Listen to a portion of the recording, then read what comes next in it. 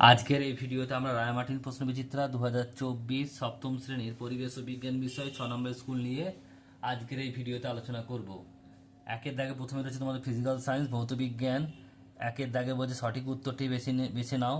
একেরটা সমতল আয়নার গঠিত প্রতিবিম্ব সমশীর্ষ, অপশন নাম্বার এ। আকর্ষণের পূর্বে হয় আবেশ, অপশন নাম্বার বি।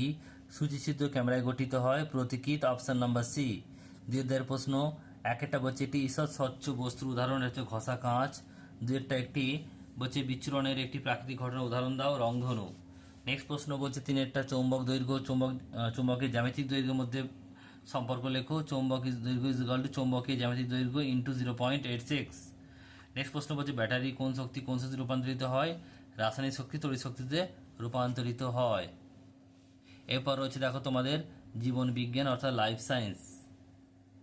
একেরটা বলছে সঠিক উত্তরটি বেশ নির্বাচন করো। একের বলছে যে ফুলের যে অংশটি বীজে পরিণত হয় সেটি হলো ডিম্বাশয়, অপশন নাম্বার সি। তারপর দুইয়ের দাগে একটি বাক্য উত্তর দাও। বলছে মূলত্রের কাজ কি? মূলকে আঘাত থেকে রক্ষা করা। নেক্সট প্রশ্ন রয়েছে দেখো দুইয়েরটা বলছে পরাগ মিলনের একটি সমস্যা উল্লেখ করো। তোমার টেক্সট বই 211 নম্বর পেজে এটা দেখে নিও, সেখানে খুব সুন্দর করে দেওয়া রয়েছে এই প্রশ্নের উত্তর।